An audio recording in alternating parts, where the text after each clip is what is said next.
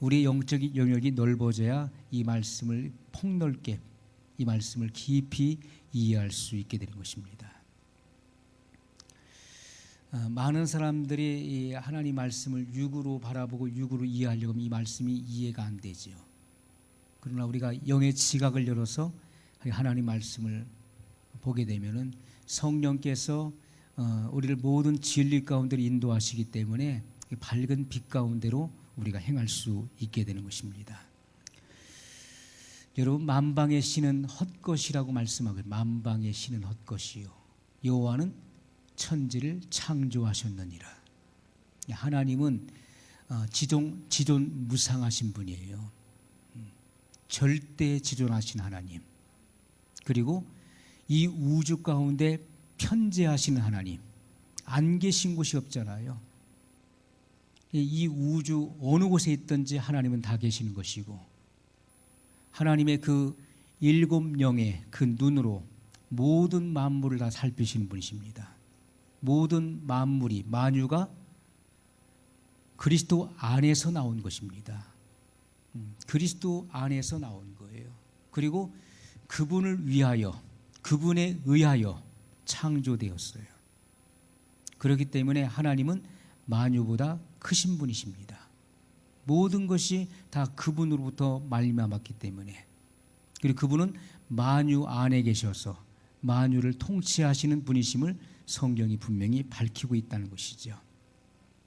기독교는 종교가 아니라 생명 그 자체인 것입니다. 우리가 종교가 뭐냐 하면 기독교 하지만은 실제로는 기독교는 종교가 아니에요. 기독교는 생명 그 자체인 것이죠. 이 땅에 수많은 종교들을 탄생시킨 자가 누굽니까? 마귀입니다. 일본 같은 경우는요, 각 집마다 수호신들이 다 있어요. 우상을 만들어 놓고 숭배하잖아요. 이 지구상에는 수를 헤아릴 수 없이 많은 그런 그 신들이 있습니다. 사람들이 숭배하는 그 신들이 있어요.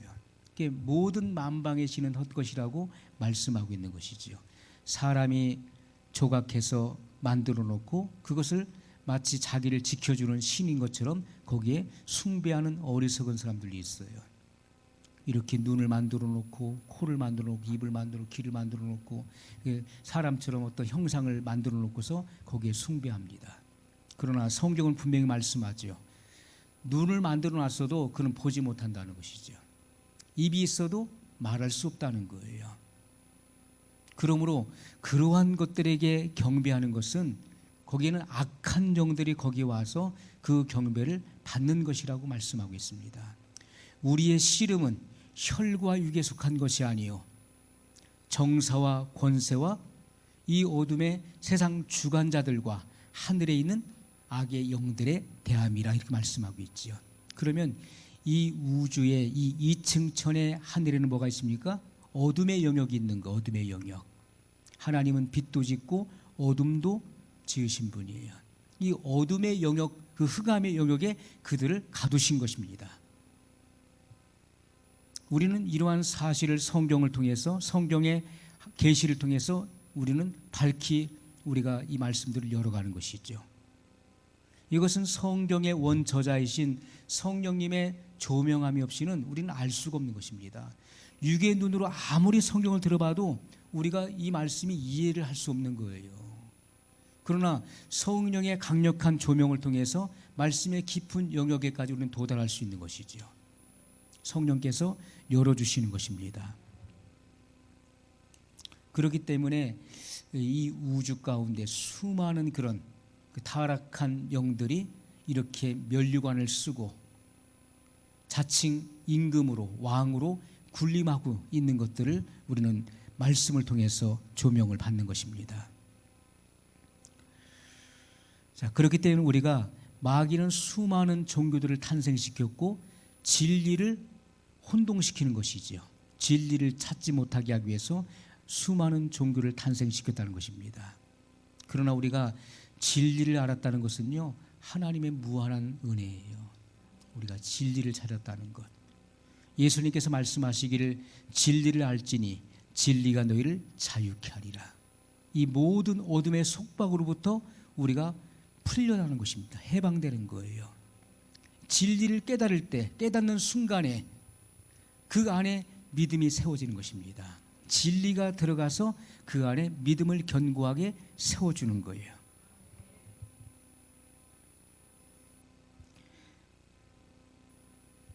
자, 우리가 지난 시간에 이어서 믿는 자들에게는 이런 표적이 따르리니. 자, 예수님께서 말씀하신 거예요. 믿는 자들에게 따르는 5가지 표적. 마가복음 16장에 하신 말씀이죠.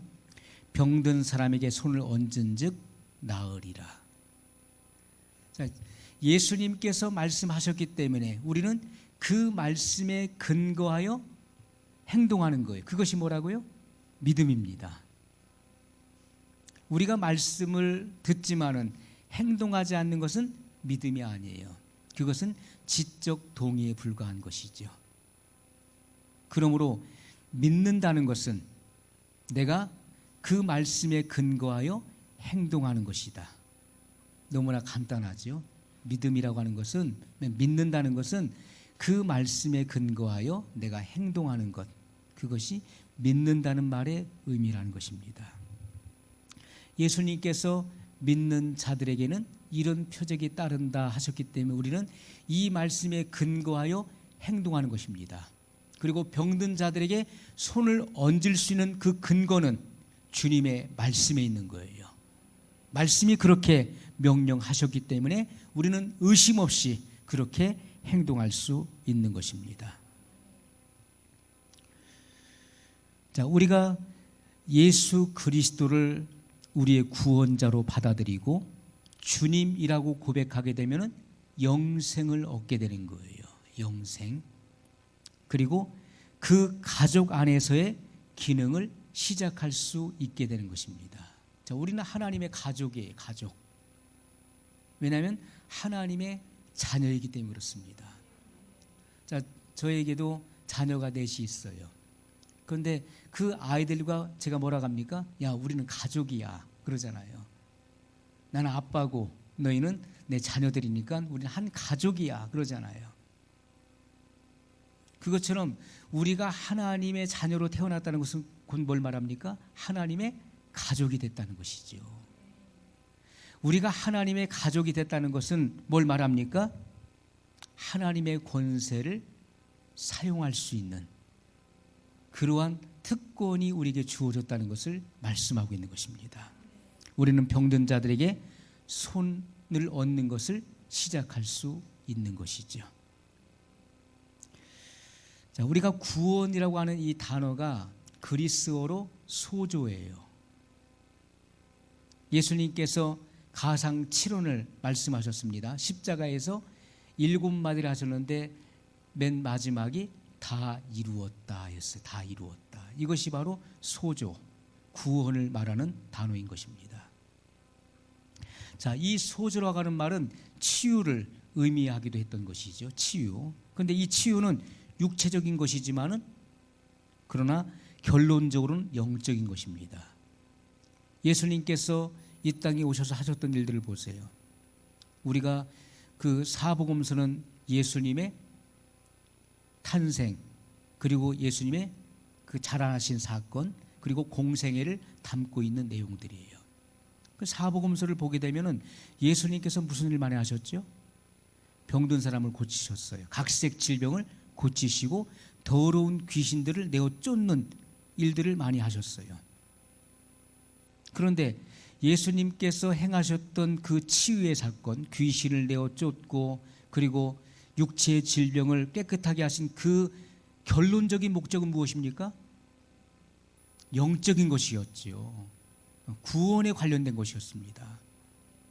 그들을 구원시키기 위해서 육체의 질병을 치유하셨던 것을 우리가 보게 됩니다. 그래서 주님은 질병을 치유하실 뭐라고 합니까? 내 믿음이 너를 구원하였느니라 이렇게 말씀하잖아요. 가라, 내 믿음이 너를 구원하였다. 12회를 혈루증을 앓았던 그 여인도 그는 그 혈루증으로부터 치료받기 위해서 주님의 옷가에 손을 댔어요. 그러나 예수님 뭐라고 하십니까? 따라 안심하라. 내 믿음이 너를 구원하였느니라. 이렇게 말씀하시는 거예요. 자, 육체의 이 치유를 받는 것, 그러나 그 육체에 치유받는 것 이상이었던 것이죠. 결론적으로는 영혼이 구원받는 것에 있었다는 것입니다. 그것이 바로 소조예요. 이 소조라고 하는 이 구원의 이 낱말 속에는 뭐가 있습니까? 우리의 죄로부터의 구원뿐만이 아니죠. 우리의 환경에서부터의 구원, 그리고 상황적 구원, 그리고 피폐한 정신으로부터의 구원, 이 모든 구원, 전인적인 구원을 포함하고 있는 이 소조라고 하는 이 구원을 말씀하고 있습니다. 자, 이 질병이 육체에 발현하잖아요. 그러나 그 뿌리는 그 영에 존재하고 있는 것이죠. 그 실제는 그 영에 존재하고 있는 것입니다. 그래서 우리가 믿다라고 하는 believe, 믿다라고 하는 이 단어가 요한복음에 무려 100번이나 나오고 있어요. 자, 그런데 믿음, faith라고 하는 이 단어는 2-3번 정도밖에 안 나옵니다. 믿음이라고 하는 단어는 2-3번, 그럼 믿다라고 하는 것은 약 100회나 등장하고 있다는 것입니다. 왜냐하면 사도 요한이 이 말씀을 요한복음을 기록해서 증거하는 그 대상이 누구였습니까? 그리스도의 몸 밖에 있는 자들, 율법 아래에 있었던 유대인들이 그 대상이었기 때문에 그들은 믿음을 가지고 있지 않은 사람들이었죠. 그래서 그들에게 믿으라고 권면하고 있는 것입니다. 그 내용을 담고 있는 것이죠. 자, 우리가 믿는 것, believing에 대해서 우리가 몇 가지 사실이 있습니다. 자, 중요한 것은요, 우리가 구원받는 것이 먼저 첫 번째가 돼야 돼요. 구원받는 것. 신앙생활의 기초, 그리고 신앙생활의 임무는 내가 구원받는 것부터 시작되는 거예요. 구원받지 못한 사람은 종교인으로 머물러 있는 것입니다. 종교 생활, 그리고 종교 행위를 하고 있는 거예요. 우리가 예배 드리는 거 똑같이 드리죠. 그러나 종교인들은 종교 행위를 하고 있는 거예요. 그러나 믿는 사람들은 그 믿음의 신앙적 반응을 지금 보이고 있는 것이죠. 그것은 하나님과 직접적인 연관이 있는 거예요. 하나님이 그 예배를 흠양하시는 것입니다. 가인과 아벨이 제사를 드렸지만은 하나님께서는 아벨의 인격과 그의 제물을 받으셨어요. 그러나 가인의 인격과 그 제물은 거부하셨다는 것이죠. 아벨은 믿는 자인 것이고 가인은 종교인을 말하는 것입니다.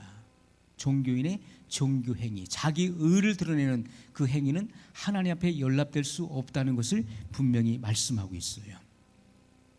그렇기 때문에 우리가 하나님의 진리의 말씀을 듣고 이 진리의 말씀이 분별되어지는 것이 가장 중요한 거예요.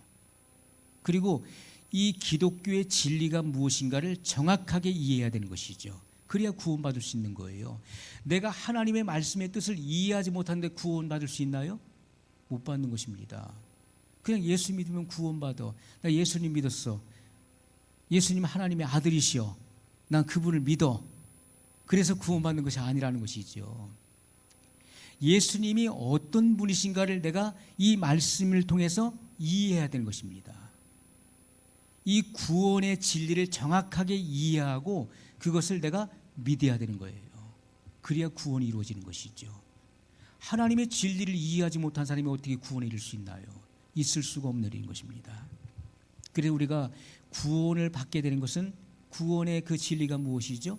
예수님께서 나의 죄를 대속하기 위해서 대속 제물 되심을 믿어야 되는 것입니다. 나를 의롭다 하시기 위해서 부활하신 이 진리를 내가 믿어야 되는 거예요. 사람이 마음으로 믿어 의에 이르고 믿어진 바를 입으로 시인함으로써 구원에 이른다. 구원이 시작된다는 것을 말씀했어요. 자, 그런 사람에게 뭐가 있습니까? 그리스도의 생명이 있는 거예요. 예수님을 믿음으로 그 안에 그리스도의 생명이 들어오게 되는 것입니다. 그때부터 우리는 말씀에 근거하여 행동할 수 있게 되는 거예요.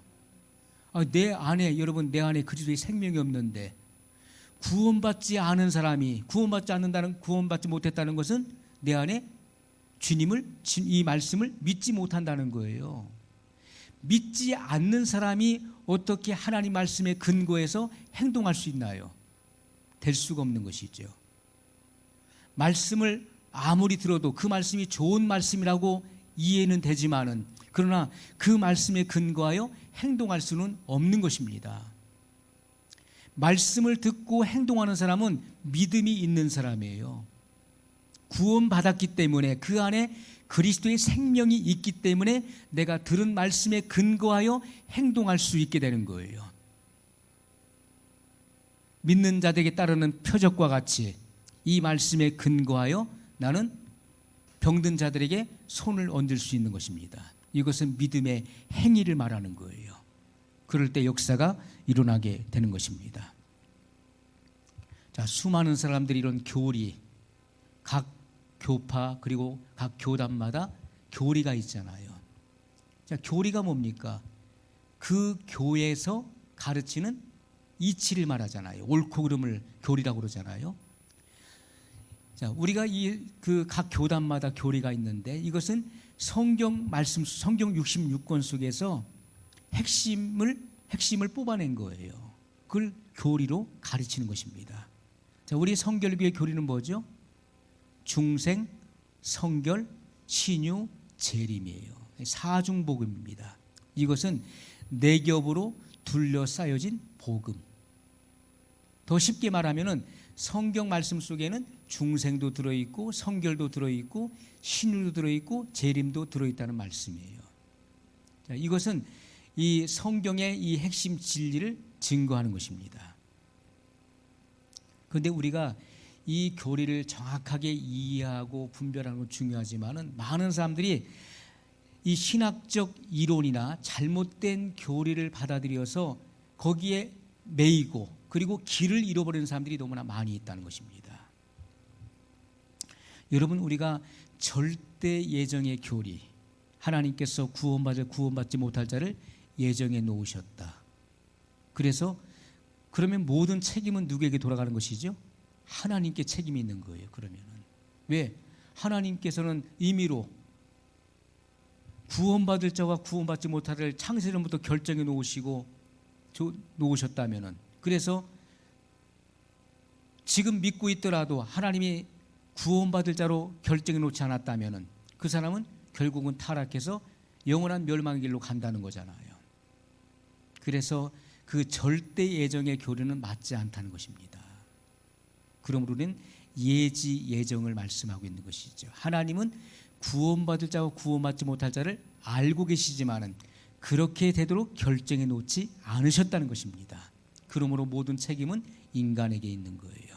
인간의 자유의지를 가지고 그것을 선용하느냐 악용하느냐에 따라서 결정이 되어진다는 것입니다.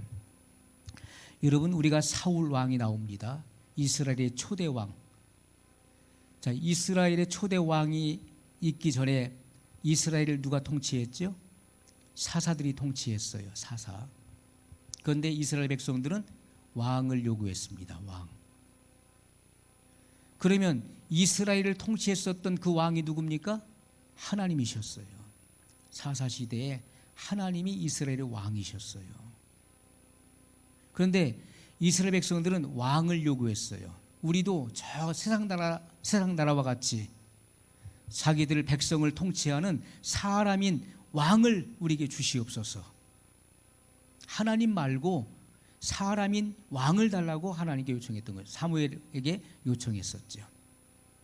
자, 그래서 하나님께서는 사람인 왕을 세우셨어요. 그게 누굽니까? 사울이었습니다.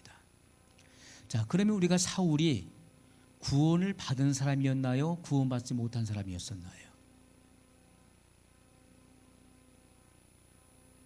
사울이 구원을 경험한 사람이었습니까? 구원을 경험하지 못한 사람이었습니까? 자, 우리가 절대 예정의 교리를 가지고 딱 갖다 대면요, 사울은 구원받지 못한 사람이 처음부터. 안 그렇습니까?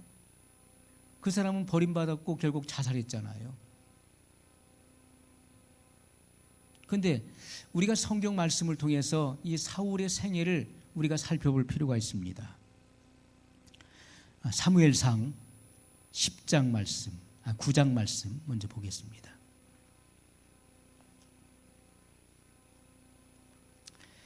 하나님께서 이스라엘을 통치하는 초대 왕을 선택하실 때 이 사울이 어떤 사람이었는지,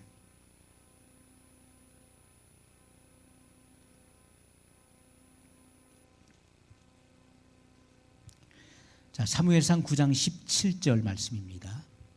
구약성경 421페이지입니다. 사무엘이 사울을 볼 때에 여호와께서 그에게 이르시되 보라, 이는 내가 내게 말한 사람이니 이가 내 백성을 통할하리라 하시니라. 21절입니다. 사울이 대답하여 가로되 가장 작은 베냐민 지파 사람이 아니오며 나의 가족은 베냐민 지파 모든 가족 중에 가장 미약하지 아니하니이까 당신이 어찌하여 내게 이같이 말씀하시나이까. 하나님의 말씀을, 하나님께서 너를 선택했다는 그 말씀을 전해주니까 사울이 뭐라고 합니까? 아주 겸손한 사람이었어요. 나는 이스라엘 지파 중에 지파의 가장 작은 지파 베냐민 사람이 아닙니까? 이스라엘의 12지파 중에서 가장 작은 지파에 속한 사람입니다. 나의 가족은 베냐민 지파 모든 가족 중에 가장 미약하지 아니하니까. 이렇게 자기를 철저하게 낮추는 그런 겸손의 사람이었어요. 겸손하지 않은 사람 하나님께서 사용하시지 않으시죠. 겸손했던 사람이었습니다. 사무엘상 10장 6절 말씀입니다. 사무엘이 성령의 감동으로 사울에게 증거하는 말씀이에요. 내게는 여호와의 신이 크게 임하리니 너도 그들과 함께 예언을 하고 변하여 새 사람이 되리라. 아멘. 사울에게 뭐가 임했습니까? 여호와의 신이 임했다는 거예요. 성령이 임하셨어요. 내게는 여호와의 신이 크게 임하리니 너도 그들과 함께 예언을 하고 변하여 새 사람이 되리라. 옛사람이 아닙니다. 새 사람이 되리라. 그러면 이 사울이 구원을 받은 사람입니까? 못 받은 사람입니까? 받은 사람이지요.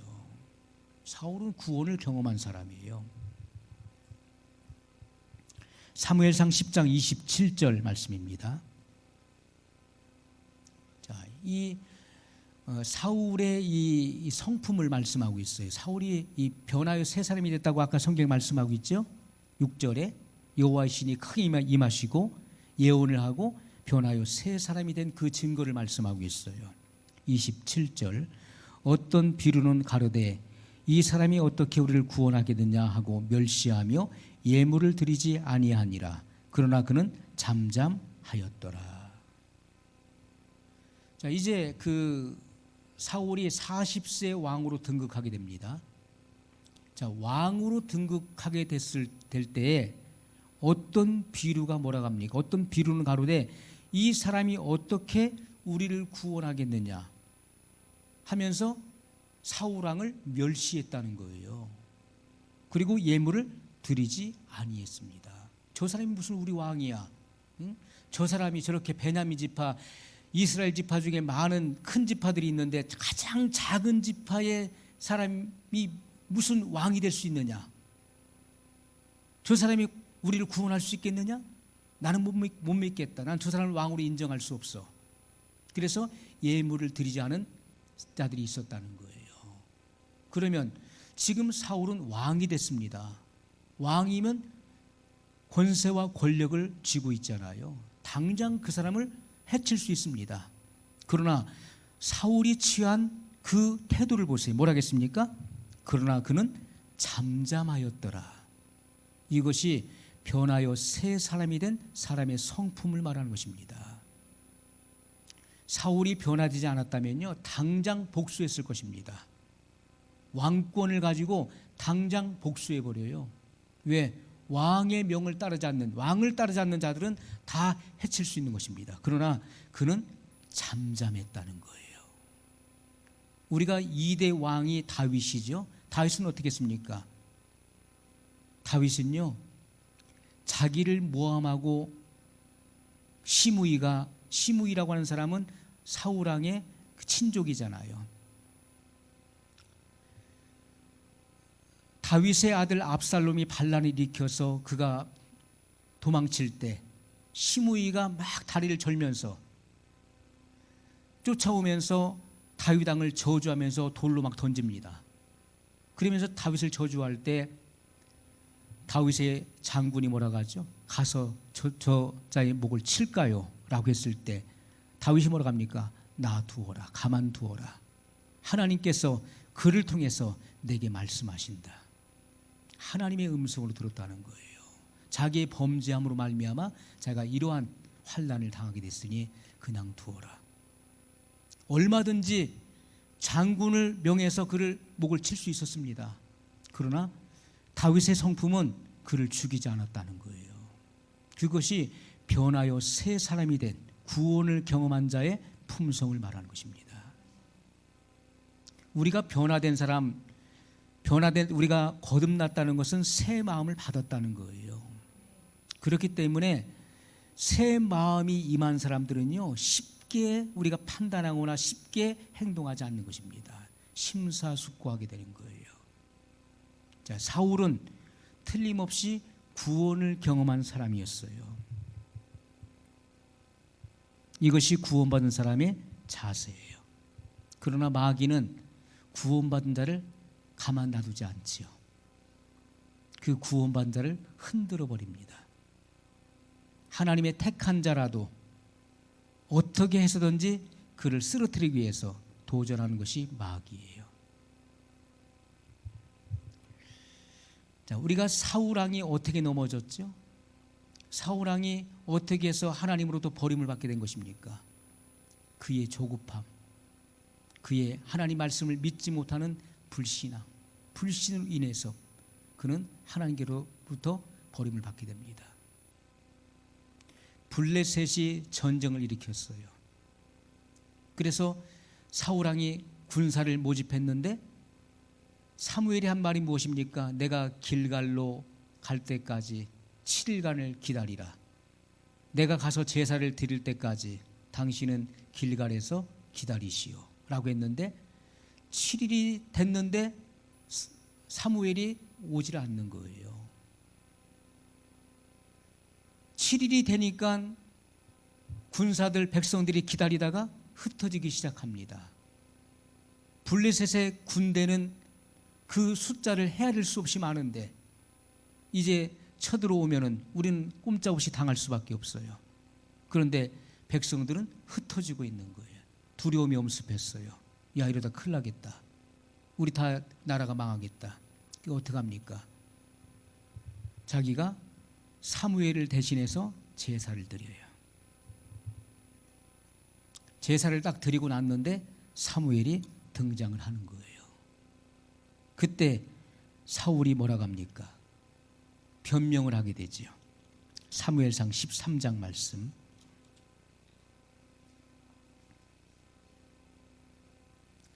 (13장 8절을) 보면, 자, 이때가 언제냐면은 사울이 왕으로 등극하고 나서 2년이 지난 후에 블레셋 나라가 전쟁을 일으켰을 때를 말하는 것입니다. 사울이 사무엘의 정한 기한대로 이레를 기다리되 사무엘이 길갈로 오지 아니하매 백성이 사울에게서 흩어지는지라. 사울이 가로되 번제와 화목 제물을 이리로 가져오라 하여 번제를 드렸더니. 사무엘이 해야 될 그 일을 사울이 자기가 왕이기 때문에 또 백성이 흩어지고 전쟁에서 패할 것이 보여지니까 제사를 드린 것이 번제를 드렸어요. 번제 드리기를 필하자 사무엘이 온지라. 사울이 나가 맞으며 문안하매 사무엘이 가로되 왕의 행한 것이 무엇이뇨? 사울이 가로되 백성은 나에게서 흩어지고 당신은 정한 날 안에 오지 아니하고 블레셋 사람은 믹마스에 모였음을 내가 보았으므로 이에 내가 이르기를 블레셋 사람은 나를 치러 길갈로 내려오겠거늘 내가 여호와께 은혜를 간구치 못하였다 하고 부득이하여 번제를 드렸나이다. 어떻게 해요? 부득이 어쩔 수 없이 제가 번제를 드릴 수밖에 없었습니다. 변명을 하는 거예요. 왜? 지금 백성들은 흩어지고 있어요. 블레셋 군대를 보고 백성을 보고 무서워서 흩어지고 있단 말이에요. 그래서 내가 부득이하게 제사를 드렸나이다. 그렇게 합니다. 그때 사무엘이 13절에 뭐라고 하죠? 사무엘이 사울에게 이르되 왕이 망령되이 행하였도다. 왕의 하나님 여호와께서 왕에게 명하신 명령을 지키지 아니하였도다. 그리하였다면 여호와께서 이스라엘 위에 왕의 나라를 영영히 세우셨을 것이오늘. 지금은 왕의 나라가 길지 못할 것이라 여호와께서 왕에게 명하신 바를 왕이 지키지 아니하였으므로 여호와께서 그 마음에 맞는 사람을 구하여 그 백성의 지도자를 삼으셨느니라. 하나님의 명령을 어겼다는 것이죠. 하나님이 명령을 어겼어요. 7일간 기다리라.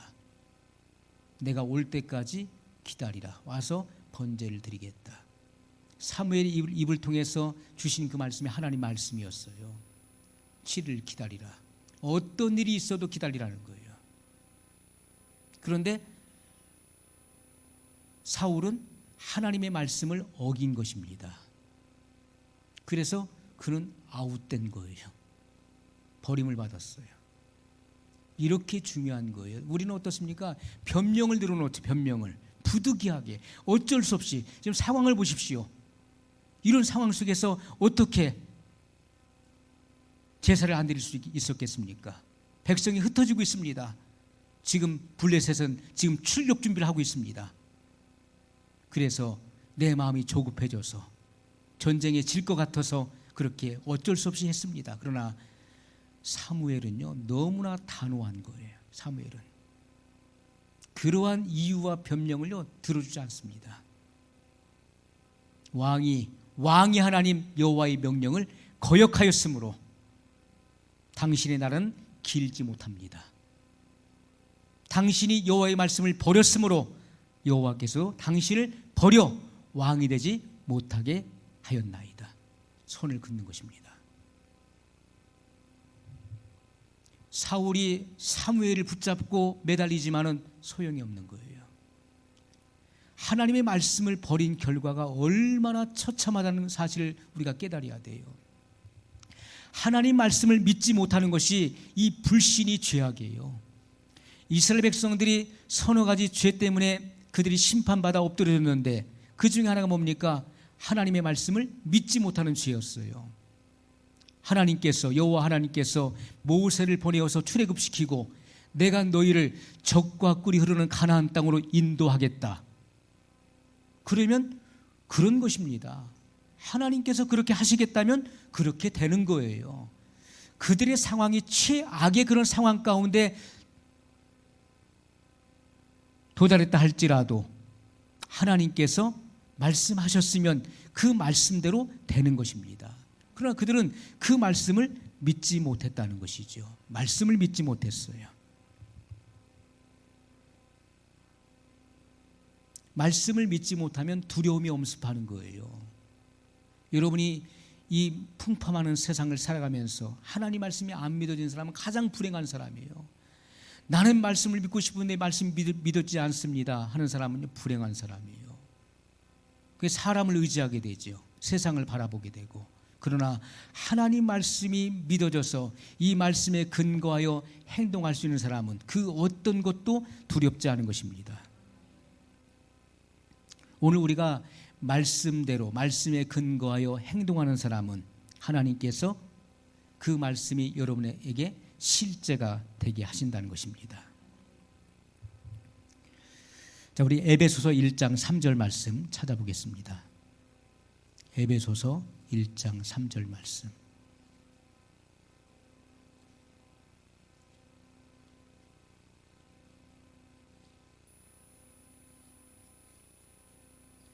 같이 읽습니다. 찬송하리로다. 하나님 곧 우리 주 예수 그리스도의 아버지께서 그리스도 안에서 하늘에 속한 모든 신령한 복으로 우리에게 복 주시되. 아멘. 자, 우리에게 뭘 주셨다고요? 복 주셨다. 그리스도 안에서 하늘에 속한 모든 신령한 복을 우리에게 주셨다. 이렇게 말씀하고 있어요. 자, 우리가 이 뜻을 정확하게 이해를 해야 됩니다. 자, 예수 그리스도께서 죄가 되신 때부터 존귀하신 분, 바로 하나님의 보좌 우편에 앉으실 때까지 하나님께서 그리스도 안에서 행하신 모든 속량의 역사들은 그리스도의 몸된 교회에 속한 것입니다. 그러므로 우리는 축복을 받은 사람들이에요. 자, 예수님께서는 죄가 없으신 분이시고 죄를 알지도 못하신 분이라고 성경은 말씀하고 있습니다. 그런데 예수님께서 왜 죄가 되셨죠? 인류의 죄를 대속하기 위해서. 인류의 모든 죄가 예수님에게로 전가됐어요. 그래서 예수님은 친히 죄가 되신 것입니다. 우리가 이것이 우리에게 구원의 근거가 되는 거예요. 우리가 광야의 노뱀 사건을 보십시오. 민수기에 보면 이스라엘 백성들이 불순종함으로, 그들이 하나님 말씀을 믿지 못함으로 하나님께서 불뱀들을 보내어서 그들을 물게 했습니다. 이 불뱀이 무니까 어떻습니까? 순식간에 고열이 오르면서 쓰러지는 거예요. 정신을 잃게 되고 혼미해지게 됩니다. 그러면 죽어가는 거예요. 우리가 그 광야의 불뱀을 그래서 우리가 스랍 스네이크라고 그러죠. 스랍이 뭡니까? 스랍 천사들이 6날개를 가지고 있잖아요. 그러니까 날개 달린 뱀, 스랍 스네이크. 이 하늘을 나는 뱀들이 있잖아요. 이 나무에서 저쪽 나무까지 멀리 떨어져 있는 그런 나무를요, 이렇게 뱀이 날라요. 이렇게 막 날라가지고서 이동을 해요. 광야의 불뱀이 그런 뱀이었다는 거예요. 스랍 스네이크. 그래서 이렇게 먼 거리를 이동하면서 움직이는 그런 뱀들인데, 자, 원래는 광야에는 그런 불뱀들이 많습니다. 그러나 하나님께서 이스라엘 백성들을 보호하셨던 것이죠. 하나님께서는 불기둥과 구름기둥으로 이스라엘 백성들을 보호해 주셨어요. 그러나 그들이 하나님의 말씀을 믿지 못하고 원망 불평을 일삼을 때 불뱀들을 보내어서 그들을 물게 하셨어요. 그들이 죽어갈 때, 자, 모세가 하나님 앞에 엎드렸습니다. 처방전을 구할 때 하나님께서 하신 말씀은 너는 노수로 불뱀의 형상을 만들어 장대 위에 높이 달라. 그것을 바라보는 자는 살리라 말씀했어요. 모세는 노수로 불뱀의 형상을 만들어서 장대 위에 달았습니다. 그리고 외쳤어요. 불뱀에 물린 자들은 누구든지 나와서 장대 위에 높이 달린 노뱀을 바라보라. 그리하면 너희가 살리라. 그러나 수많은 백성들이 믿지 않았습니다. 왜? 불뱀에 물려서 지금 내가 고열이 나고 지금 식은땀을 흘리고 땀 흘리고 죽어가고 있는데 뱀을 바라보라니 믿지 않는 거예요. 여러분, 그 광야의 노뱀 사건은 예수님께서 말씀하신 내용들이에요. 모세가 광야에서 뱀을 든 것 같이 인자도 들려야 하리니, 이렇게 말씀했습니다. 민수기에 나오는 그 광야의 노뱀 사건을 예수님 자신과 비교한 것이죠. 광야의 그 노뱀은 바로 나를 의미하는 것이다. 여러분, 불뱀은 그 안에 뭘 갖고 있습니까? 독을 가지고 있잖아요. 뱀이 사람이나 어떤 짐승을 물 때 어떻습니까? 물었을 때 그 이빨 사이에서 독이 나오죠.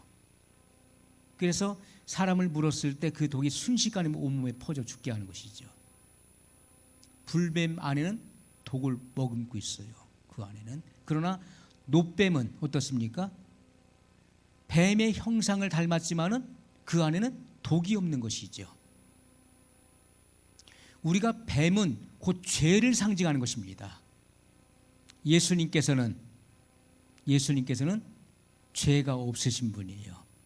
그러나 인간을 구원하기 위해서 친히 죄가 되셨다는 것입니다. 죄가 없으신 예수님께서 인류의 모든 죄를 하나님께서는 죄 없는 예수님에게로 전가시켰어요. 그래서 예수님께서 친히 죄가 되어서 십자가에 죽으셨어요. 그러므로 우리의 죄가 용서받게 되는 것입니다. 이것이 바로 그리스도께서 행하신 속량 사건이에요. 속량. 하나님의 구원 계획 가운데 이 속량의 은혜가 있는 것이죠. 이 속량이 무엇입니까? 속량이라고 하는 것은 바로 몸값을 지불하고 샀다는 거예요. 이것은 속전이라고 하는 말로부터 유래된 말이에요. 속전은 노예값을 의미하는 것인데 과거에 노예시장에서 노예들을 매매했습니다. 마음에 드는 노예를 돈을 주고 삽니다. 그 몸값을 지불하고 노예를 사는 거예요. 그럼 그 노예는 내 물건이 되는 거예요. 그러나 어떤 사람이 노예 문서를 주어서 그를 풀어주면은 그는 자유인이 되는 것입니다. 자, 이것을 말씀하고 있는 거예요. 모든 인류는 죄 가운데 빠졌어요. 스스로를 구원할 수 없습니다. 우리는 영원한 멸망에 처할 수밖에 없는 존재들이었어요. 그러나 하나님께서는 인류를 구원하시기 위해서 독생자 예수 그리스도를 예비하셨고 그 인류의 모든 죄를 예수님에게로 전가시켰어요. 예수님께서 십자가에서 피를 흘려 죽으셨는데, 자, 우리가 신명기에 보면은 나무에 달린 자마다 저주 아래 있는 자라. 우리가 받아야 될 모든 저주를 예수님께서 한 몸에 받으신 것입니다. 그리고 인간이 받아야 될 하나님의 그 무서운 진노와 심판이 예수님에게로 쏟아져 내린 거예요. 예수님은 아버지로부터 분리됐습니다. 그리고 그 핏값을 누구에게 지불했다고요? 하나님의 공의에게 지불한 거예요. 공의.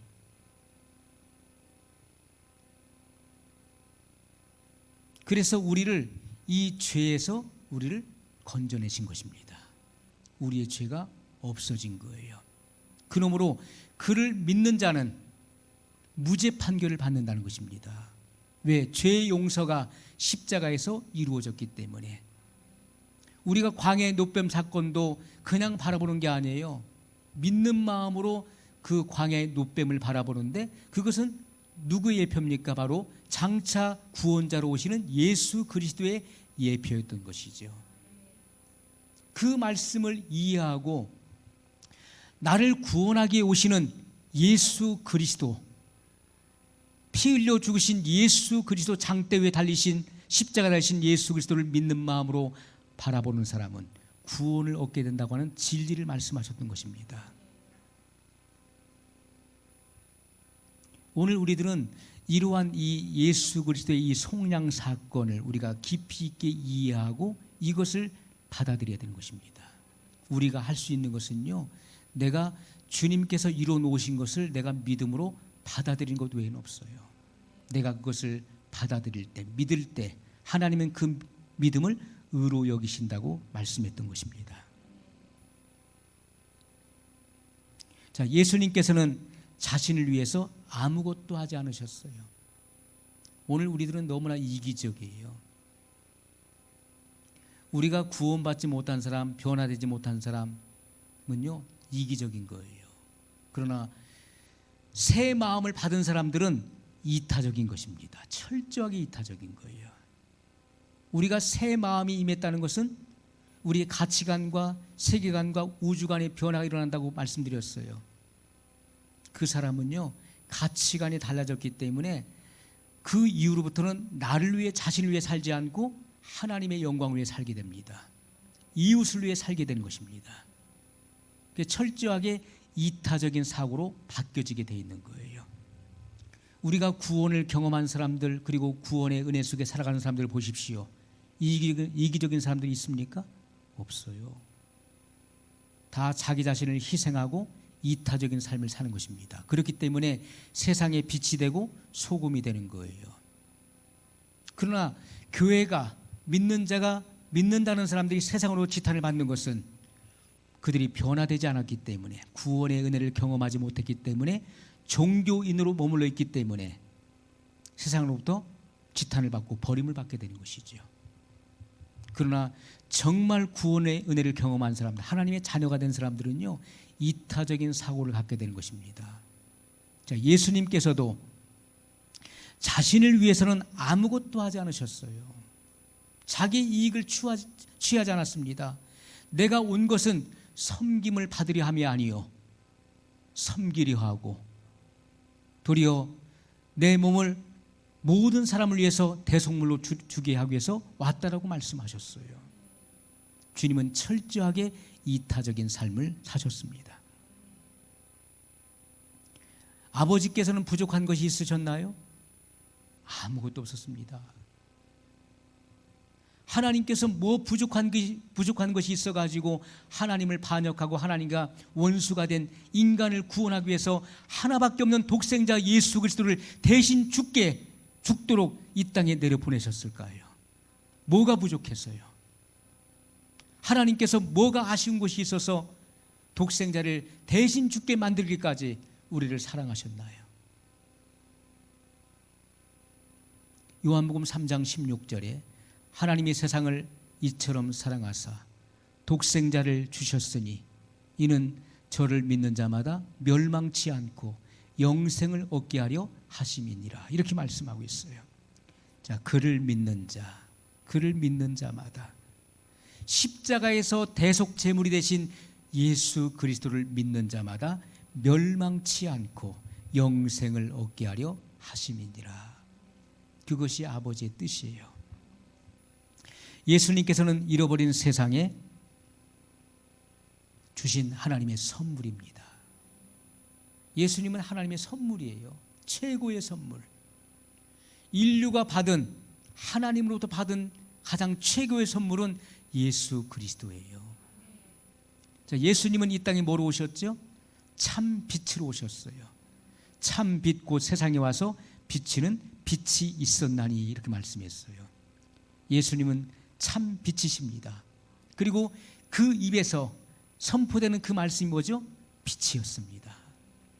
빛이라고 하는 것은 지혜를 말하는 거예요. 지혜의 빛, 지식의 빛, 명철과 총명의 빛을 말하는 것인데, 그것은 하나님을 아는 빛을 말하는 것입니다.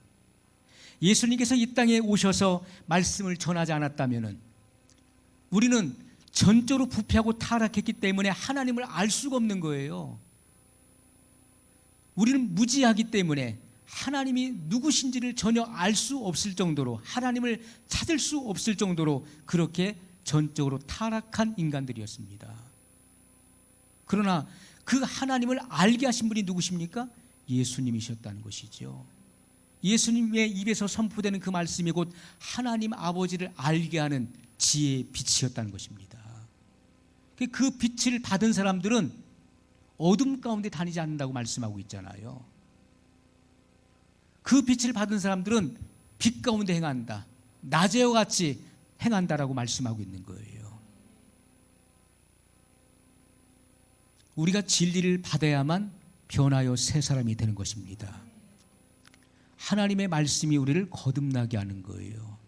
너희가 거듭난 것이 썩어질, 세상에 금이나 은같이 썩어질 씨로 된 것이 아니다. 금이나 은같이 없어질 것으로 된 것이 아니라고 말씀하고 있어요. 썩지 아니할 씨, 곧 하나님의 말씀으로 된 것이라고 성경은 증거하고 있는 것입니다. 하나님의 말씀이 우리 안에 들어와서 그 말씀이 우리를 거듭나게 했다는 거예요. 새로운 탄생을 일으켰다는 것입니다. 아버지께서는 가장 귀한 선물을 인류에게 주신 거예요. 하나밖에 없는 독생자 예수 그리스도를 이 땅에 보내셨어요.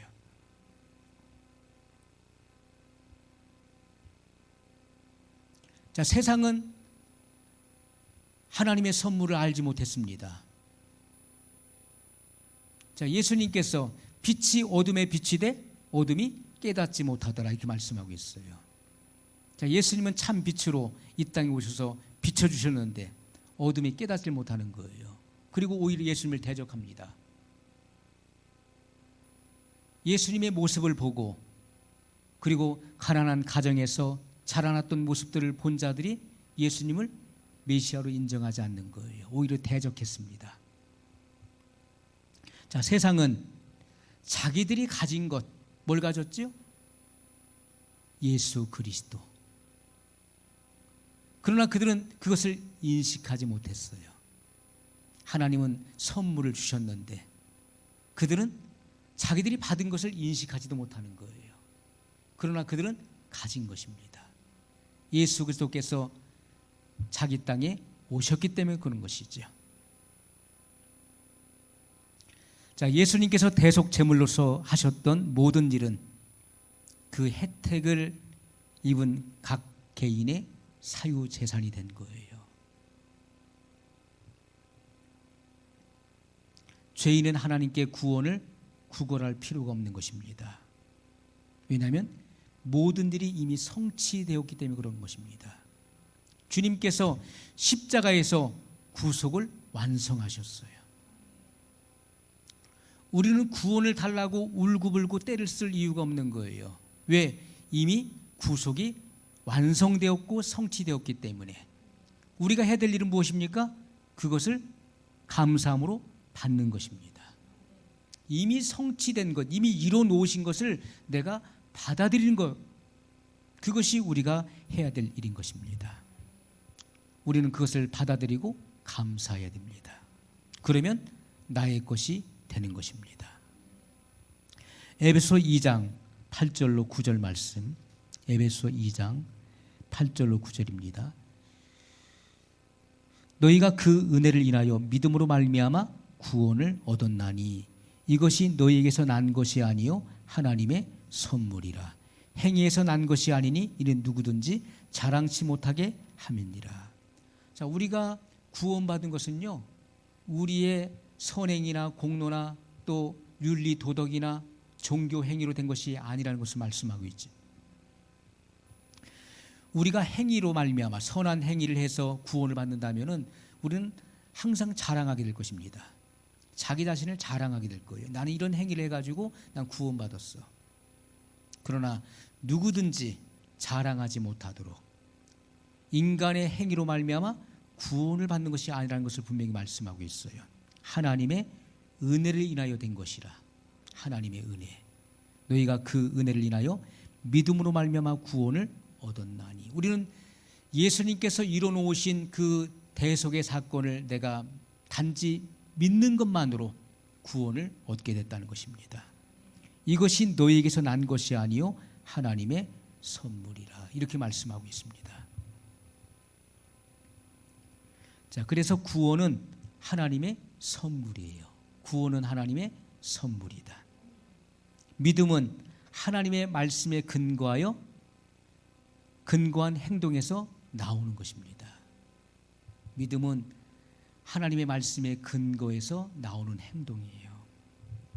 우리는 말씀대로 행동해야 됩니다. 이것이 여러분 속에 이번 이 집회를 통해서 이것이 몸에 배어져야 돼요. 말씀을 자꾸 듣게 되면은 그 말씀이 여러분 속에 믿음을 불러일으키는 겁니다. 자꾸 말씀을 드려야 돼요. 그 말씀이 그 말씀 같고 그런 것 같지만은 말씀을 자꾸 듣다 보면은 그 말씀 안에 생명이 있기 때문에 그 말씀이 여러분 속에 믿음을 불러일으켜요.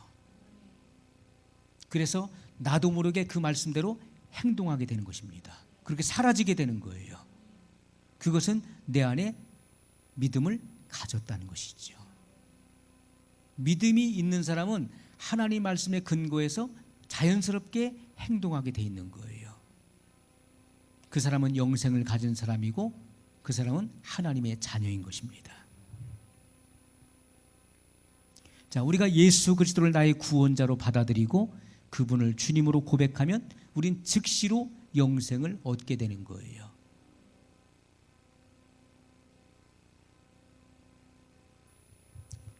자, 우리가 믿는 사람은요, 아프다고 해서 아버지께 치유를 구할 필요가 없습니다. 이상하네. 아프면 당연히 하나님 앞에 치유해달라고 기도해야지. 자, 믿는 자는 뭐죠? 말씀에 근거해서 행동하는 사람. 항상 기억하셔야 돼요. 믿는 자는 말씀에 근거하여 행동하는 자예요. 믿는다는 것은 말씀에 근거해서 행동하는 것이다. 자, 믿는 자는 아프다고 아버지께 치유를 구할 필요가 없습니다. 자, 말씀을 보겠습니다. 이사야 53장 10절 말씀.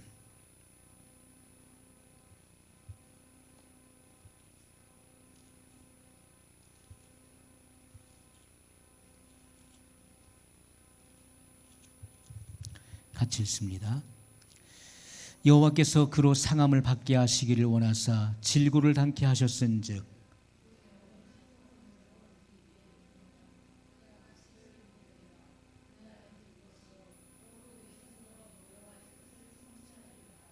아멘.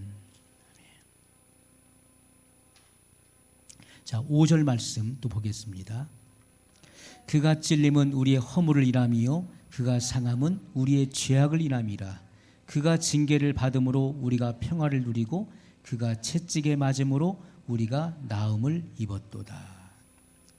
자, 예수님께서 죄인의 몸이 되셨기 때문에 채찍에 맞으신 것인가요? 단순히 그런 것인가요? 자, 성경은 분명히 우리에게 말씀합니다. 우리가 나음을 얻는 그 근거는 무엇입니까? 예수님께서 채찍에 맞으심으로 우리가 나음을 입었도다 이렇게 말씀하고 있어요. 그는 실로 우리의 아픔을 당하고 우리의 질병을 지셨거늘 우리는 생각하기를 그는 징벌을 받아 아버지께 맞으며 고난을 당한다 하였노라. 자, 하나님께서는 우리의 질병을 누구에게 넘기셨습니까? 예수님에게로 넘기신 거예요. 우리의 모든 질병을 예수님께로 넘기셨어요. 그래서 우리의 질병으로 인해 주님께서 아프게 됐다라고 말씀하고 있어요. 그냥 채찍에 맞은 것이 아닙니다. 우리의 질병을 담당하시기 위해서 채찍에 맞으셨다는 이 근거를 말씀하고 있는 거예요. 그것이 여호와 하나님께서 기뻐하시는 것이었다는 것입니다. 그가 채찍에 맞음으로 우리가 나음을 얻게 하기 위해서라고 성경은 분명히 말씀하고 있어요. 자, 그러면 우리가 해야 될 것이 무엇입니까? 우리가 치유받기 위해서 해야 될 것이 뭐죠? 그것은 예수님의 이름으로 원수를 꾸짖는 것입니다. 질병을 꾸짖는 거예요. 하나님께 내 질병을 고쳐달라고 기도하는 것이 아니라 내 몸에 있는 질병을 꾸짖는 것입니다. 그리고 내 몸에서 나가라고 명령하는 거예요. 내 몸에서 나가라. 내 몸에 있는 질병을 꾸짖고 그리고 내 몸에서 나갈 것을 명령하는 것입니다. 그리고 완전한 치유로 인해서 내가 하나님 아버지께 감사하는 거예요. 왜냐하면 이미 우리의 모든 질병을 치유하기 위해서 예수님께서 채찍에 맞으셨어요. 그렇기 때문에 우리는 나음을 받은 자입니다. 내 몸에 있는 그 질병을 예수님의 이름으로 꾸짖고 나가라고 명령하면 되는 거예요. 그리고 내가 건강해졌음을 하나님 아버지께 감사해야 된다는 것입니다. 자, 이것은 너무나 간단하고 단순한 것입니다. 자, 우리는 하나님께 힘을 달라고 기도할 필요가 없습니다. 왜냐하면 주님께서 우리의 힘의 근원이 되시기 때문에 그렇습니다. 우리의 힘이 되시기 때문에 그런 거예요. 좀 이상한 것 같죠? 그러나 결코 이상한 것이 아닙니다. 이것이 가장 정상적인 부분이에요. 시편 27편 1절의 말씀입니다.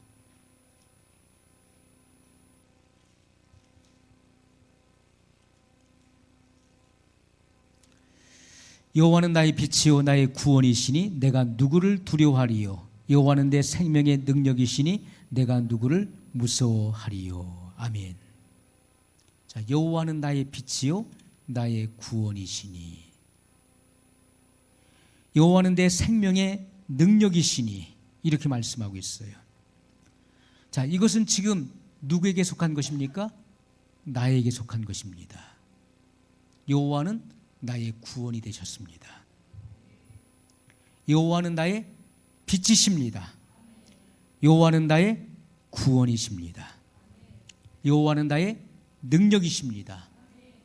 자, 우리가 이 사실을 믿어야 되는 거예요. 우리는 어렸을 때부터 신앙생활 하면서 이런 것들, 아프면 기도하고 하는 것들을 계속해서 몸에 답습했기 때문에 이것이 오히려 자연스럽게 느껴지는 거예요.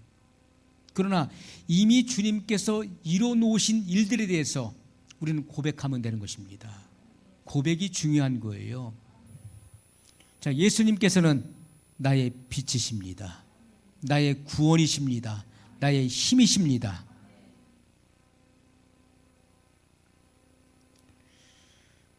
자, 그렇기 때문에 우리는 이러한 사실들을 믿음으로 고백하는 것입니다. 이미 받은 것은 구하지 않는 거예요. 자, 제가 수건이 필요한데요. 이 수건을 받았어요. 받았단 말이에요.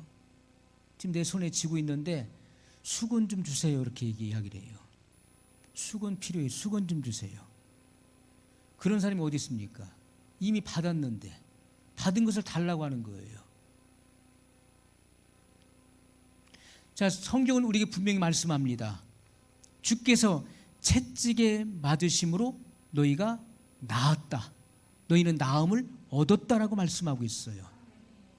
그러면 우리가 치유를 받은 근거는 주님이 채찍에 맞으심에 근거가 있는 거예요. 그럼 나는 이미 건강한 사람이에요. 그런데 우리는 나에게 건강을 주세요. 고쳐주세요라고 하는 거예요. 성경은 우리에게 말씀하시길 너는 나았다라고 말씀하고 있는 거예요. 예수께서 채찍에 맞으심으로 너는 나았다라고 명령하고 있는 것입니다. 그런데 우리는 고쳐주세요. 우리가 해야 될 것은 우리의 몸에 질병이 찾아왔을 때 우리는 단지 그것을 꾸짖고 나가라고 명령한다는 것입니다. 그러면 우리는 건강하게 되는 거예요. 그것이 성경이 우리에게 말씀하고 있는 것입니다. 이미 받아놓은 것을 구하는 사람은 없잖아요. 이미 받은 것을. 이미 받은 것은 우리가 고백하고 선포하면 되는 것입니다. 자, 하나님께서 예수님으로 하여금 우리에게 무엇이 되셨는지를 우리는 살펴봐야 돼요. 우리는 거룩해지도록 구하지 않습니다. 왜냐하면 예수님께서 우리의 거룩함이 되셨기 때문에 그렇습니다. 우리는 의로워지도록 구하지 않습니다. 왜요?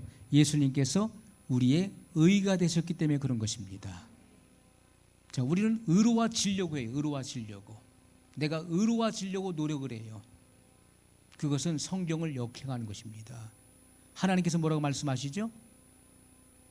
영접하는 자 곧 그 이름을 믿는 자들에게는 하나님의 자녀가 되는 권세, righteousness, 의로움이 되었다, 의가 됐다라고 말씀하고 있는 거예요. 우리가 하나님께서 행하신 그 일들을 내가 그 속량을 믿음으로 말미암아 하나님의 의가 됐다는 거예요. 이미 하나님의 의가 입혀진 사람이 의를 달라고 기도합니까? 그리고 내가 의로운 사람이 되려고 노력합니까? 그것이 아니라는 것입니다. 이미 하나님의 의가 입혀진 거예요. 그 하나님의 의가 뭡니까? 하나님의 의가 입혀지지 않은 사람은요, 하나님 보좌 앞에 설 수가 없어요.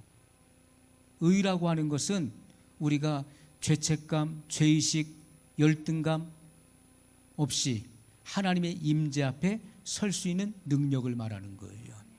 하나님의 의를 입지 않고서는, 하나님의 자녀의 신분을 얻지 않고서는 하나님의 보좌 앞에 설 자가 누가 있습니까? 아무도 없는 것입니다. 죄의 속량을 받지 않은 사람이 어떻게 거룩하신 아버지 앞에 설 수 있습니까? 안 되는 것입니다. 그러므로 우리는 내가 노력하는 게 아니에요. 내가 거룩해지려고 노력하고 그리고 거룩하게 해달라고 하는 것이 아닙니다. 우리가 하나님의 의를 입은 사람, 하나님의 자녀가 된 사람은 하나님 아버지의, 예수님께 뭐라고 하시죠? 내가 거룩하니 너희도 거룩하라, 이렇게 말씀하고 있는 거예요. 거룩하게 된 것입니다. 그래서 하나님의 말씀을 들은 대로 행동하는 사람은 그의 변화된 성품 속에서 그 거룩함이 흘러나오는 거예요. 그것이 능력인 것입니다. 그 거룩함 앞에 원수 마귀는요, 굴복될 수밖에 없는 거예요. 거라사인의 땅에 있었던 그 군대 귀신 들린 자가 멀리서 예수님께서 그 거라사인의 땅에 도착하시는 것을 보고 산에서 내려옵니다. 그리고 뭐라고 합니까? 아직 우리의 때가 이르지 아니하였는데 우리를 멸하러 오셨나이까. 자, 예수님이 거룩한 분이신 것을 귀신들이 알았어요. 그리고 그 앞에 굴복되어지는 것입니다. 우리가 하나님의 자녀가 된 사람은요, 새 마음이 입혀지고 거룩하게 된 것입니다. 거룩함이에요. 그리고 하나님의 의가 이미 입혀진 것입니다. 우리는 내가 하려고 하는 그 노력을 버려야 되는 거예요. 입혀진 것입니다. 그렇기 때문에 원수가 그것을 먼저 아는 거예요.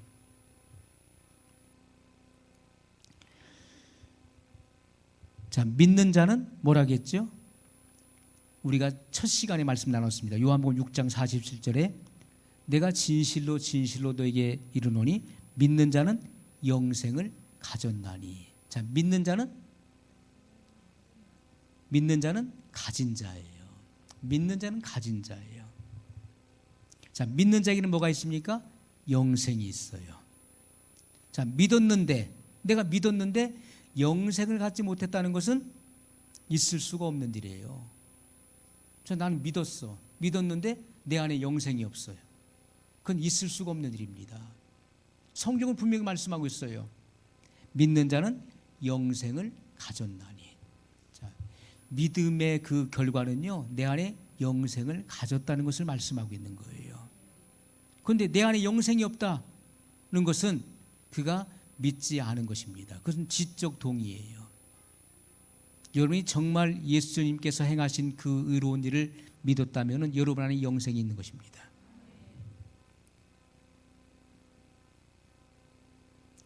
자, 사도 바울은 분명히 믿는 것은 가진 것이라고 말씀하고 있어요. 믿는 것은 소유한 것이라고 우리에게 분명히 말씀을 하고 있는 것입니다. 그러므로 우리가 속량받은 것을 믿으려고 애쓸 이유가 없는 거예요. 이미 속량을 받았는데 그것을 믿으려고 애쓰는 사람이 어디 있습니까? 이미 속량을 받았는데요. 내가 그리스도 안에 있다는 것을 믿으려고 애쓸 이유가 없는 것입니다. 왜냐하면 내가 그분 안에 있기 때문에 그런 것입니다. 그분 안에 들어가 있는 사람이 그분 안에 있다는 것을 믿으려고 애쓸 이유가 뭐가 있습니까? 내가 이미 그분 안에 들어가 있는데. 우리가 주님께서 너희가 내 안에 살고 내 말이 너희 안에 살면 이렇게 말씀하고 있잖아요. 우리가 그분 안에 산다는 것은 그분을 믿었다는 증거입니다. 그분의 대속사건을 내가 믿음으로 나는 이미 그분 안에 들어간 거예요. 내가 그분 안에 들어가 있는데 내가 그분 안에 들어간 것을 믿으려고 노력한 사람이 어디 있냐고요. 내가 이미 소유한 것을, 이것을 달라고 하는 사람이 어디 있습니까? 이미 소유한 것인데요. 우리가 이런 이론과 지식적인 그런 수준에서 계속적으로 생각하니까 이것이 잘 이해가 안 되는 거예요. 우리가 하나님의 아들이라고 하는 이 사실을 믿으려고 애쓸 이유가 없는 것입니다. 주여, 내가 하나님의 아들인 것을 믿어지게 해 주시옵소서. 제가 하나님의 아들이 있다는 사실을 믿어지게 해 주시옵소서. 이렇게 기도한 사람이 어디 있습니까? 하나님의 아들이 된 사람이 이미 하나님의 아들이 된 거예요. 만약에 저희 이 둘째 아이가 있지만은요, 이 아이가 저한테 그런 거예요. 저는 아빠의 딸이 된 것이 믿어지게 주세요 하면 이상한 일이에요. 내가 아빠의 딸이 됐다는 것이 믿어지게 해주세요 한다면요, 야, 너 왜 그러냐? 너는 내 딸이야. 이미 딸이 됐는데, 이미 딸이 됐는데 딸이 된 것을 믿어지게 해달라고 구한다면 그건 이상한 사람이잖아요.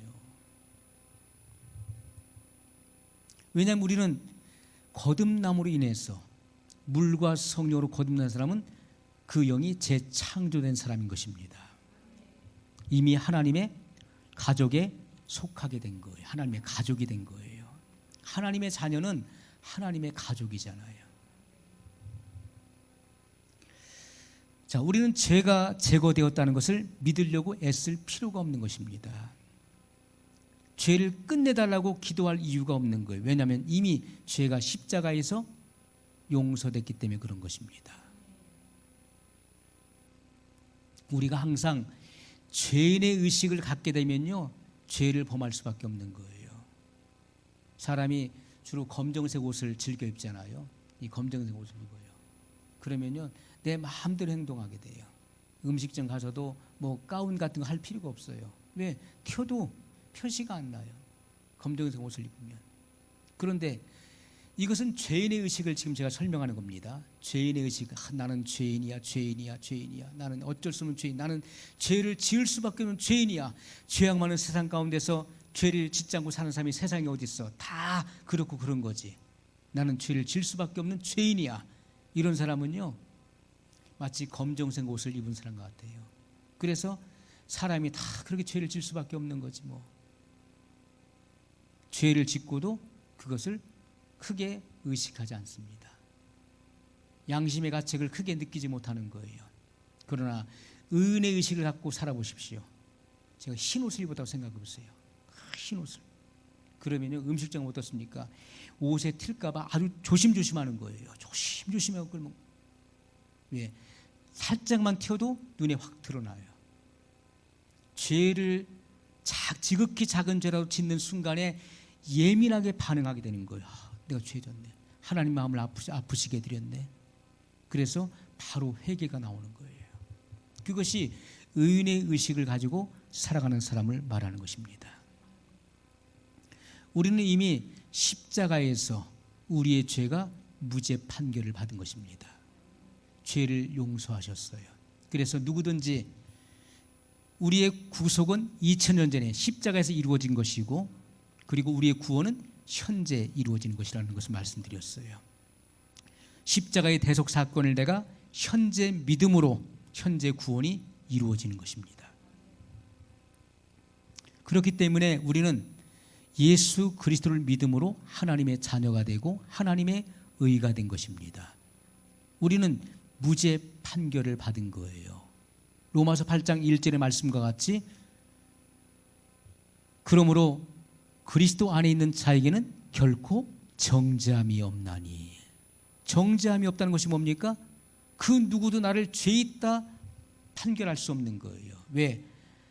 보좌에 계신 하나님께서 무죄 판결을 내리셨기 때문에, 너는 죄가 없다라고 인정하셨기 때문에 나는 죄인이 아니라는 것입니다.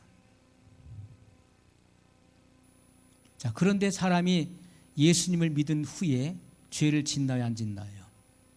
또 죄를 짓잖아요. 그 죄를 어떻게 되겠습니까? 예수님께서 제자들의 발을 씻기셨습니다. 유월절을 맞이해서 성만찬을 하신 이후에 예수님께서 수건을 허리에 두르시고 대야에 물을 떠갖고 오셔서 발을 닦아주시는데 시몬 베드로의 차례가 왔습니다. 그가 뭐라고 합니까? 주여, 절대로 제 발을 씻기지 못합니다. 어떻게 선생님이 제자의 발을 씻기십니까? 그러니까 예수님이, 내가 내 발을 씻기지 않으면 너와 나는 상관이 없다. 그러면 저를 목욕시켜 주세요. 온몸을 씻겨달라는 거예요. 예수님이 뭐라고 하십니까? 한 번 목욕한 사람은 발만 씻으면 된다, 이렇게 말씀하셨어요. 자, 그것은 뭘 말합니까? 한 번 목욕했다는 것은요, 예수 그리스도의 거룩한 보혈로 씻겨지는 자를 말하는 거예요. 내가 그동안 살아오면서 지었던 모든 죄가 무죄 판결을 받은 겁니다. 예수 그리스도의 그 보배로운 그 피로 말미암아 내가 사함을 받은 거예요. 그러나 우리가 예수님을 믿은 이후에 짓는 죄에 대해서는 어떻게 해요? 발만 씻는 것. 이것은 그때마다 죄를 고백하라는 것입니다. 요한일서 1장 9절에 만일 우리가 우리 죄를 자백하면 저는 미쁘시고 의로우사 우리 죄를 사하시며 모든 불의에서 우리를 깨끗게 하실 것이요. 이렇게 말씀했어요. 자, 자백이 필요한 것입니다. 죄에 대한 자백. 있는 그대로 우리가 고백할 때 그 죄가 처리가 되는 거예요. 그리고 우리는 죄를 한 번도 짓지 않은 상태로 돌아가는 것입니다. 우리는 그렇기 때문에 항상 의인의 의식을 가지고 살아가라는 거예요. 내가 깨끗함을 입었어. 내가 깨끗해졌어.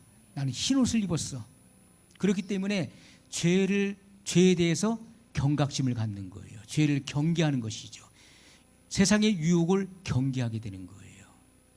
그러나 우리가 죄인의 의식을 갖는 사람은 뭐 또 죄 짓고 또 회개하면 되지 뭐 하는 사람은요, 또 죄를 지을 수밖에 없게 되는 것입니다.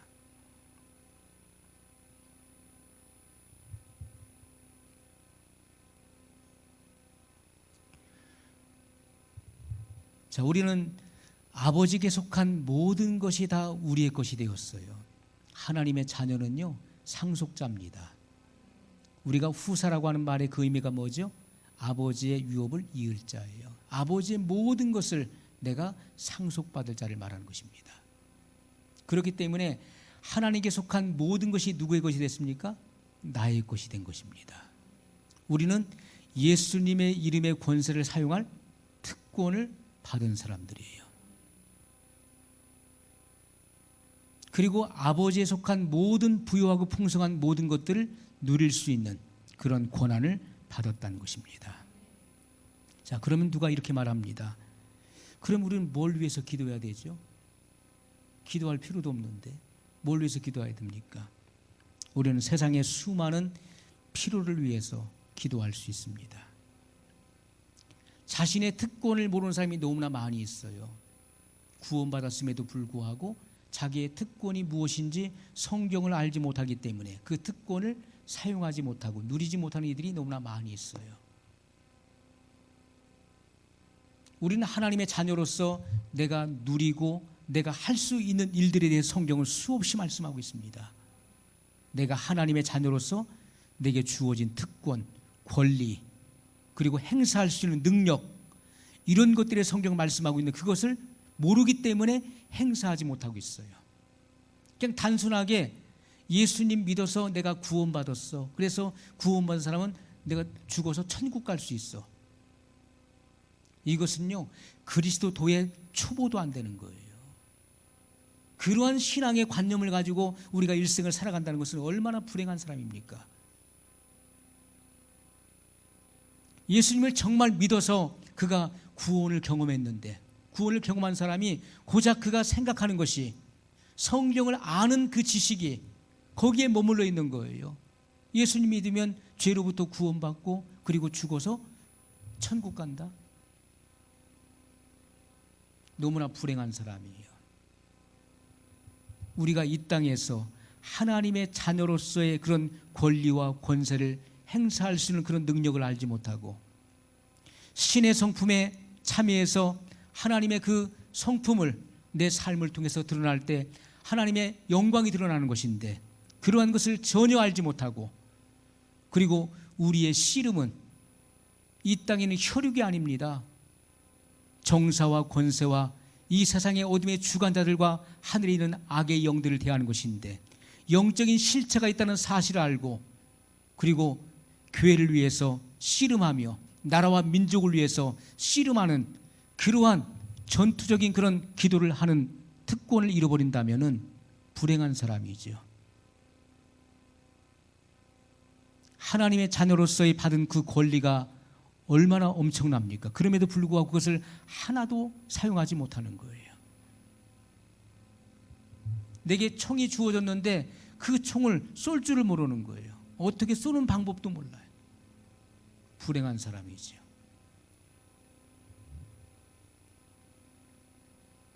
수많은 사람들이 자신의 특권을 모르고 어둠 가운데 살고 어둠 가운데 헤매고 있어요. 그런 이들이 너무나 많이 있습니다. 우리는 그들을 위해서 기도해야 되는 것입니다. 그들이 성경에 눈이 열려서 자기가 가지고 있는 그런 특권과 사용할 수 있는 능력과 그리고 그 권리를 주장하고 행사할 수 있는 안목이 열리게 달라고 기도해야 되는 것입니다. 이미 자유케 된 사실을 모르고 속박 가운데 살고 있는 사람들이 얼마나 많이 있습니까?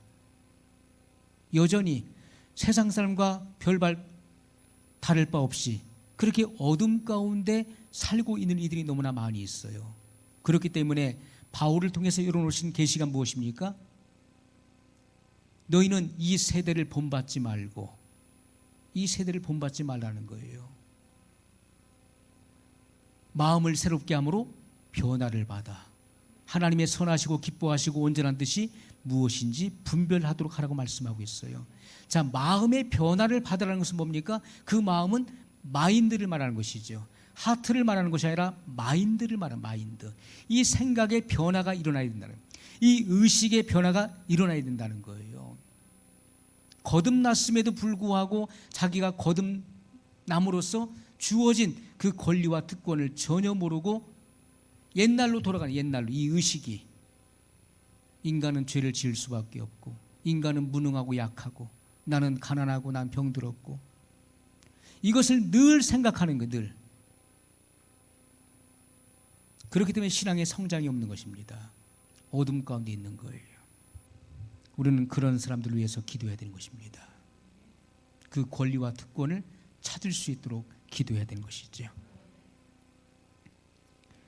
자, 속량은 하나님께서 계획하신 것이고, 그것은 보좌에 계신 아버지의 마음을 만족시킨 것입니다.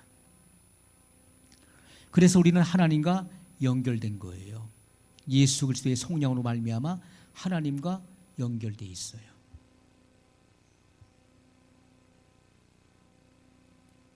자, 우리는 우주에서 가장 강력한 힘을 우리가 마음대로 사용할 수 있는 권리를 받은 것입니다.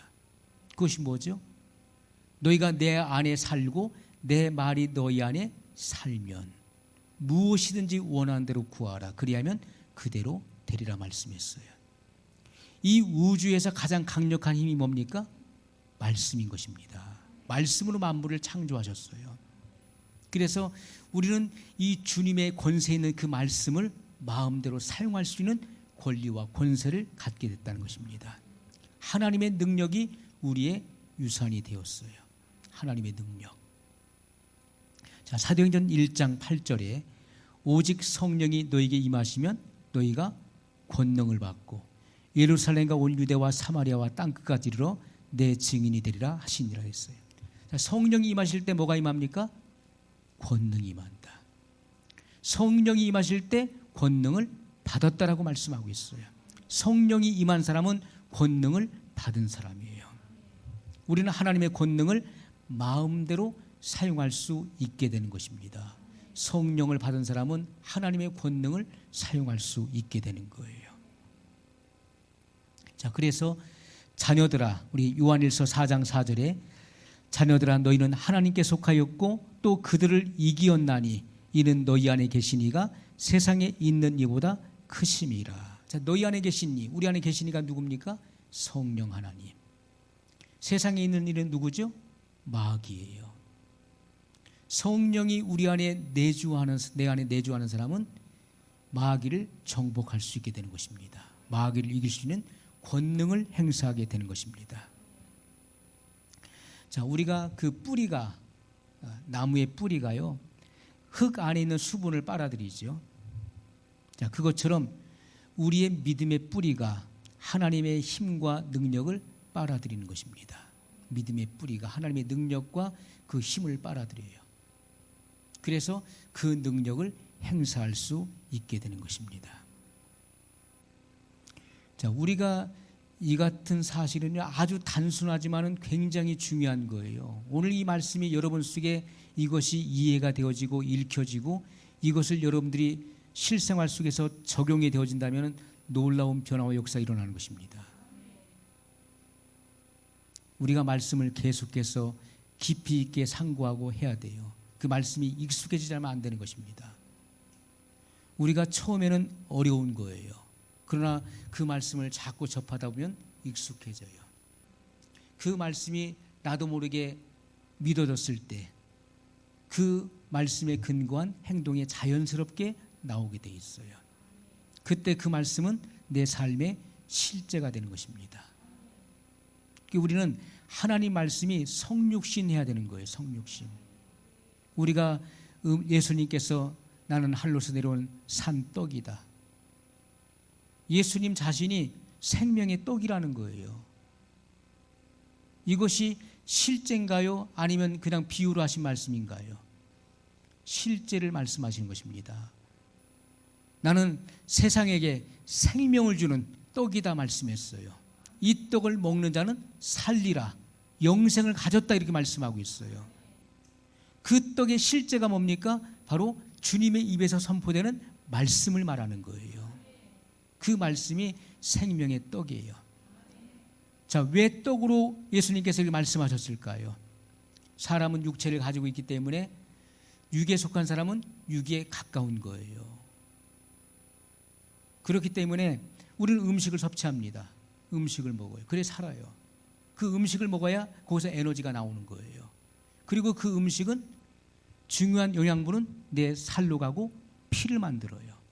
그래서 내 몸의 일부가 되는 거예요. 하나님 말씀도 마찬가지입니다. 우리가 진리의 말씀을 생명의 떡을 취하는 것처럼 우리가 그 말씀을 취하잖아요. 그렇게 되면 그 말씀이 내 영의 일부가 되는 것입니다. 내 영의 살과 피가 되는 거예요. 그래서 나도 모르게 그 말씀대로 사라지는 그런 역사가 일어나게 되는 것입니다. 오늘 말씀을 기억하면서 우리 한 목소리로 같이 기도하겠습니다. 오늘 우리들은 상식적인 부분에 대해서 너무나 익숙해 있었습니다. 성경에 이미 우리에게 이뤄놓으신 그 사건들은 이미 내가 받은 것입니다.